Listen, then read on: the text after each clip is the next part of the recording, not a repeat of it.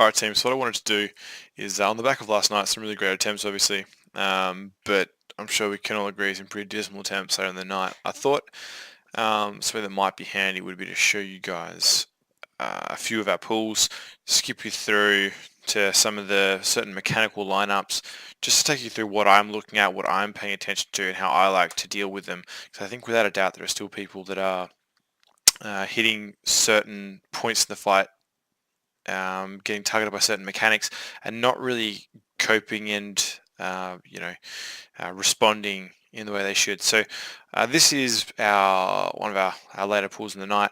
So I just thought I'd play it through and we can have a bit of a look and I'll talk you through what's going on. I'll skip through the boring stuff because obviously not much happens at the start.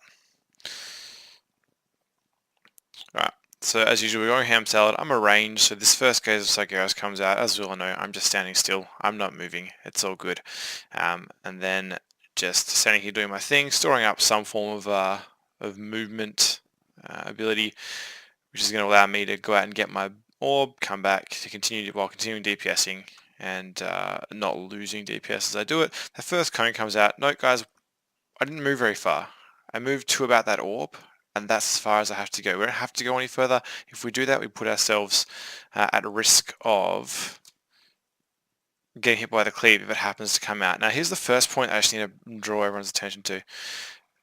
When these first wave of blights go out, I want you to note the timers on the gaze of Sargeras. This is something that I think some people are still yet to quite fully understand. But he's casting Solar Orbs right now, and we have 6 seconds on gaze of Sargeras. Okay. As we see these Solar Orbs being cast, what you're going to see is, had that cast gone on this person here with the Sargeras' fear, that person I often see starting to edge out of the group and asking for an escort. You don't need it. All you have to do is you just wait for a second, and as soon as this gaze of Sargeras begins being cast right now, the fears have gone and you've got plenty of time to move yourself out, as it looks like maybe Lynch did in this situation. Now what I'm doing is, I know there's a fear coming out. I know there's people out at range soaking to drop their Soulblight Orbs. So I'm going to, hopefully, maybe, position myself in such a way and look around to see where they spawn. I'm usually looking for them if they spawn on ranged to quickly pop myself out and stop them from accumulating more than one stack of the dots. See what I happen to do in this one. Alright, spawns on 2 melee. I notice straight away they're basically on top of each other, and as a result I don't waste my time moving over. I continue DPSing. Now this is another great example of something done well. If we look out to our left right now, we see really 2 well-positioned gifts. They're well out to the side, and we see the rest of the raid standing in this close area behind the boss. We're not drifting out trying to drop our Soulblight Orbs out to the side, so we're keeping them, keeping that cone of death facing directly backwards. So I'm just, once again, I'm going to hold up a few Arcane Missiles, so as soon as he starts casting that cone of death, I've got something to get myself moving with, and I'm going to walk through that as I come through, and again, not moving too far out of that cone of death, keeping myself fairly close, just in the off chance that he turns around and he casts a scythe. It's just good practice, because we know he does it after the 3rd cone every time. Now we're back into it, again using some procs to get myself close to the boss while still doing some DPS. Now these gifts, as you're about to see here, I'm about to get targeted one, and I feel like I do a pretty good job with this. This is one that we are often losing the buff on if we don't execute it well, so it goes on to me anytime now. Here it is. Alright, I've got a plethora of Sylve weak auras, so I know exactly what's going on. I've got all my stuff there to make it really clear that I have it. I'm now holding, because I know this cone of death's going to come out, and as soon as it comes out I move myself, and I know that I've got the Sky Orb, so I'm going to take myself towards the back. I'm looking around me, I'm seeing that here is someone with a Soulblight Orb getting ready to drop off, someone with a Soulblight Orb here, someone with a Soulblight Orb here. So as I drop it, I'm going to drop it out to the side, well out of the cone of death, and I'm going to continue moving to make sure that I'm nowhere near anyone with a Soulblight Orb about to drop. I'm going to then go forward, get mine, and as soon as I've got mine, I'm going to move out, and as you can see, I haven't used Blink yet. I haven't used anything as far as the movement cooldown goes, because Blink is a very effective way for me to move around people with Sargeras' Rage if I get stuck. Like this, for example, the Sargeras' Rage is up to me and the boss. The first thing I was doing as soon as that hit was I'm looking around me. I'm just checking if any of the fears are within my my close area, they're not. So as a result, I can then just blink straight into the boss to create heaps of room for Fox to use. Next up is going to be the Cone of Death. And then coming out of the Cone of Death, we're then going to run forward. As you can see, there's some good escorting. Note that this is something that we do a fair bit of. Who's this? I'm not sure. It might be Zep. I think it's Zep. So he's running out now to try and drop a Soulblight Orb. As you can see, the hunters are doing a great job at following him, trying to help him out. But then he turns around and legs it back. Now, I'm assuming Zep has a cloak, so it's not really a big deal. Just make sure that as a team we're coordinating. If you don't need an escort, make sure you make that clear, so we're not wasting our time, our DPS time, escorting someone that doesn't need it. We then drop our 2 balls really well here, maybe a tiny bit far out of the group, but look, I mean, I'll take that, that's totally fine. And then we're just going to nuke the boss. And he's going to get that cone off. As soon as he gets that cone off, we're going to move to the side. You'll often see me blink the other way, but that's just because I've got the toolkit that allows me to do it. Now as we move in, we're moving well and truly in to create a nice gap here for this player to get through in behind us. That's Fox there. Alright, so I'm just going to skip ahead a little bit because as usual nothing happens here. Alright, we're moving this boss forward. We've got Gaze of Sagios coming out in 5 seconds. Range getting a lot better at this. This one here has been executed quite well, but just note what we're doing. I've got my usual kind of spot here between melee and range. As soon as it casts, I turn my camera around. I don't need to look at the boss to DPS, and I've got him targeted and I'm facing him, no biggie. So I'm just going to turn around and I'm going to look back, and I'm going to pay attention to whoever gets the fears for us. No one got it, so as a result I didn't have to soak anyone. But if someone does get it, I'm already looking that way. I'm already aware of what's happening behind me, and as a result I can quickly adjust. So now we're into this phase. Again, this phase is a little bit slow. What you're going to see here is I'm looking for this. I'm looking for this scythe. Like I don't need to look at the boss. I don't need to look at my bars. I know my rotation. We've been playing this class for so long now. So I'm looking at this. Before the black line appears, I've moved, I'm already out, so then I don't have to waste my time moving later. That's particularly important if we've got fears, because if we have fears, it delays that sort of time, and if someone tries to leg it at the last second to get themselves out of one of these beams, they're going to be in strife, and they're going to risk getting a dot from people going the wrong way. If we start that movement early, we've got more chance of safely avoiding it and keeping everyone alive and no stacks of the fear going around. So again, I've just seen this one here. It's faced towards us. I've already moved before the blue line, the black line's appeared. And notice the way I've moved sort of forward. I try and avoid moving back here. Reason being is it's very easy to get trapped back there and get put into a little corner. And I've also acknowledged that there's no soul bomb out there is a soul bomb out currently. So as I've moved, I haven't run right out this way. I've taken myself slightly in towards the boss, and what you will hopefully see is as soon as Bob dies, he's dead now, I can move myself back out, and I'm not worried about explosions going off at the back of the room. And what that allowed for is this situation right here where Wrath looks like has had a really inconveniently positioned scythe, and he's had to move, so as such I'm not clipping his area. I'm not risking getting those rage stacks. Now we're getting a new fear coming out, so I'm moving out of the group, and you're going to see that I'm going to be paying attention to the people nearby that have it, and I'm going to quickly move towards them, and we're going to collapse together. We're going to continue doing our thing while paying attention to these. Alright, continuing to pay attention to these. So we'll carry on for a bit. I'm just escorting looks like Kettle in, but she had a turtle anyway, so no biggie. We're about to get a soul bomb again, so I'm coming in to bring Kettle out. We're being careful because whoever this is here, this in melee, doesn't have a lot of room. Paying attention to these. I don't want to take myself too far towards the back of the room right now. If you notice there, I used greater invis. Reason being was, if you look at my positioning here, I've had to move myself a fair way back towards the middle of the room, and I know One's was about to explode with a soul bomb out to the side. So if you watch everyone right now, look at the amount of damage you take from this. It's a pretty massive hit. We've in fact lost 1 or 2 people, but I've used a personal defensive cooldown, so I've used my greater invisibility, so I'm taking 60% less damage. So I've managed to live through it. Alright, and you know, I think someone else here was either a Kettle or a Cares has turtled, and they've let themselves stay alive as well, and that's helped us get this push. Alright, so I'm not going to do much between here and the push, so let's just skip ahead.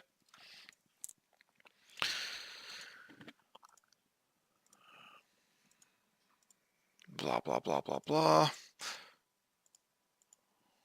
Alrighty, we're getting up, we're moving out, we all know what we're doing here. I'm just popping a little bit of movement speed, trying to do some Arcane Blast to get some stacks up when we're moving across. Look, we all know what's going on here, so I'm just going to, again, skip a tiny bit. We have this bit fairly under control.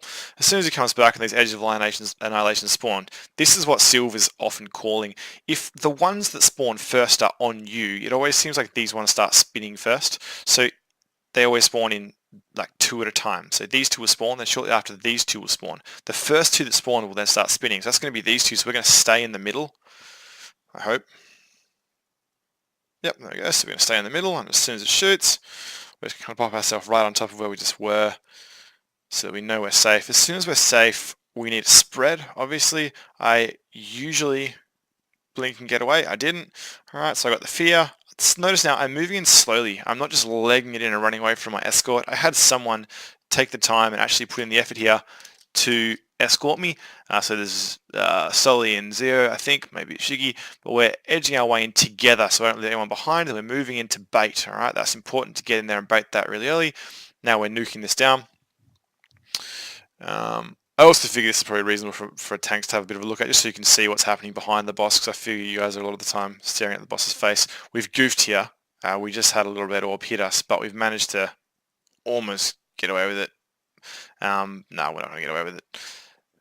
Right, we're done, so. As you can see there, this is what I've been talking about in regards to the boss positioning on that first one. We just need enough room to get in safely. So this is the advantage of our current strat, is that it's quite easy to move the boss back. You can see the tanks right here at the last second are trying to kind of move him away and edge him away, but we were just a bit slow on the module. I'm going to pull up another pull in a second. I'm going to talk you through that, and we're going to see if we can run through it again. All right.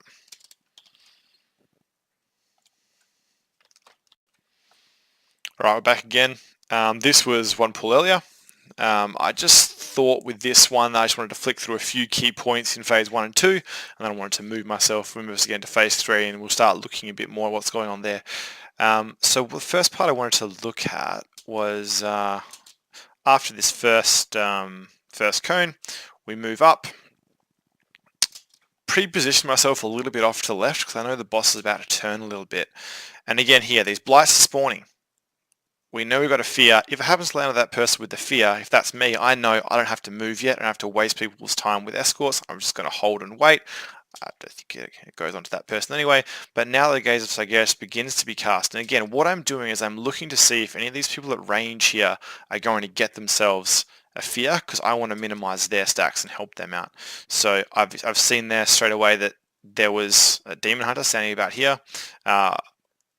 Who got the fear. I've edged towards them, they've met me in the middle, and as a result they've only got, probably it was red, got 1 stack as opposed to the potential 2 out of that. Alright, so same again, we're not moving too far out of here in case there's a scythe. I'm staying away from these people towards the back that are still dropping these soul blights as we come out, and then we're tucking ourselves back up towards the boss's butt. And carrying on, right? That was just the key one I wanted to point out in phase 1. That fact that when those Gaze of Sargeras are cast, we're actively looking for people around us. And this is why it's important, because I want to skip to phase 2 now. And what you're going to see here is you're going to see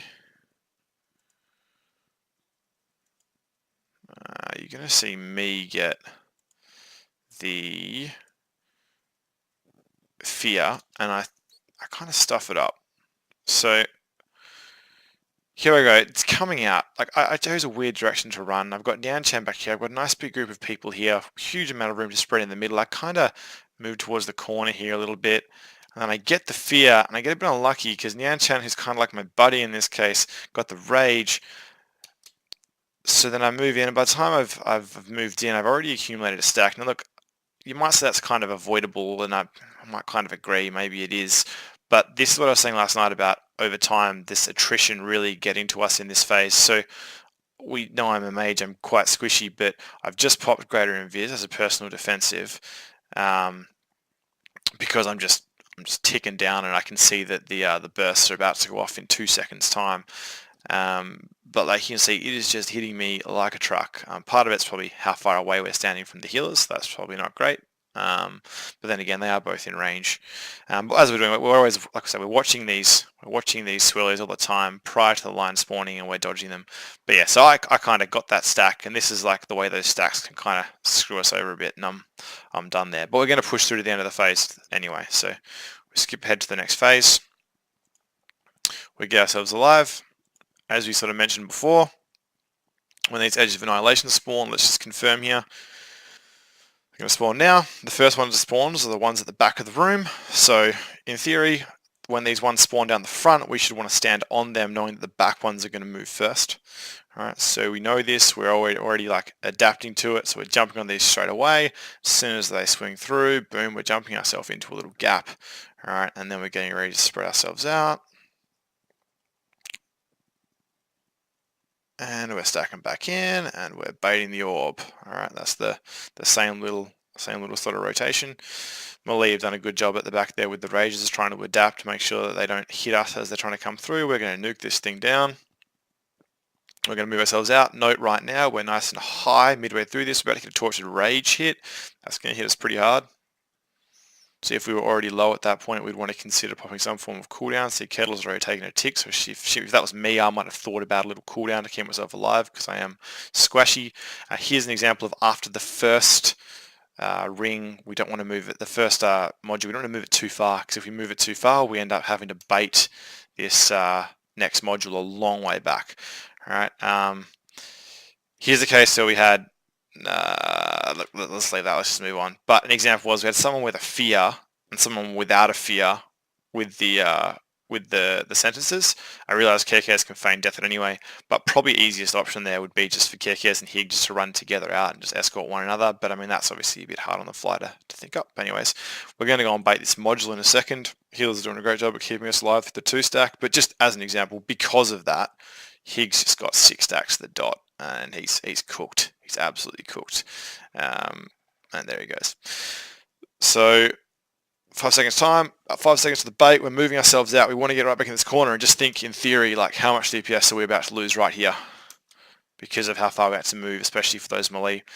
This is when we want to pop some sort of small sort of cooldown. Someone just news, I think it was, but just copped a red ball and got the dickens. Anyways, we're going to spread out in a second. We got way better at killing that one there off towards the later parts of the night.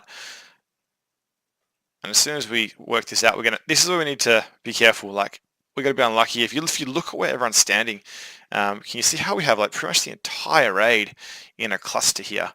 So the tanks did a great job here at pulling a huge amount of room between the boss and the previous module. We need to use that room. We can have people already standing back here against the wall, back here in the corners. We all kind of like defaulted to running towards the middle of the room when it's kind of unnecessary. Then we kind of got pinned by these rages. So find your buddies for your fear. I noticed here there was someone just running around quite frantically for a few seconds looking for someone. We've got a couple of 2 stacks going around. Those are from rages. That's a rage one. We've got 1 stack from fear, 1 stack from fear, 2 from rage, 1 from rage, 1 from rage, 2 from rage, 2 from rage. You know, this is just way too much damage for us. Edge of Annihilation comes in again. So we're moving ourselves in, getting ourselves on top of it. This is what has been really getting us. See how these dots are ticking so hard, people are so low. We're about to get this sentence right now. And you'll see the second it spawns, KKs and Zap. And these guys are already taking, or KKs has already got this damage going out from the other dot. And Zep's a bit boxed in by the rage, and as a result, we're just getting absolutely pounded, and we end up with a double break. There we go, double break. Zep just died, and obviously that's game over. All right. So that was the key thing I want to point out there. So as we're spreading out from this second module, I want us to ensure that we are, when the tanks can do a good job, hopefully, of getting that boss a good way out from the module. So as we spread in such a way that we're going to use all the room available to us, which includes this area in here. All right. So running out, look at us all. We're all running as a nice big pile into one single spot, and then we're going like, oh crap, we're too close together. And we had some people miles from anywhere. Okay. And obviously that's not great either. Right. And again, rage is just doing your best to sort of stand still, which they seem to be doing here, and then we're going to avoid them. So hopefully that video shows you guys some things that we could potentially work on. I'm not going to harp on anything else, but have a bit of a look at that again, see what you can do, see if there's anything extra that I've just maybe pointed out that you haven't been doing, that you haven't been considering, that's going to get us more reliably through phase 1 and 2. The main things are at the second Cone of Death, waiting for this Gaze of Sargeras cast before you move out with a Blight if you have a fear already. If you're out with a Blight or you're in with the raid, as soon as that Sargeras' Gaze gets cast, you should be looking around for people that get the fear and helping them out. So the last thing we need is them accumulating stacks and then dying to some incidental damage along the way. Second phase, making sure that we're paying attention to these scythes, okay, and where they're going before that black line spawns, and making good decisions in the direction that we move, okay, not getting ourselves pinned in, not boxing in the melee with the rage, okay. And if we can do that, in theory, we're going to be able to get a lot more reliable phase 3, and the more we do that, the better that phase 3 is going to become. I think personally we're doing a pretty good job up to that second Sargeras' Gaze in the last phase, and as soon as we can kind of make it through that and the Edge of Obliteration, Age of Annihilation rather, we're going to get a lot more reliably towards that sacrifice point. Once we hit that sacrifice point, we've done enough damage to the boss prior to it, we're all coming up together and we're going to absolutely tear him a new one. Alright, so get keen for Sunday, team.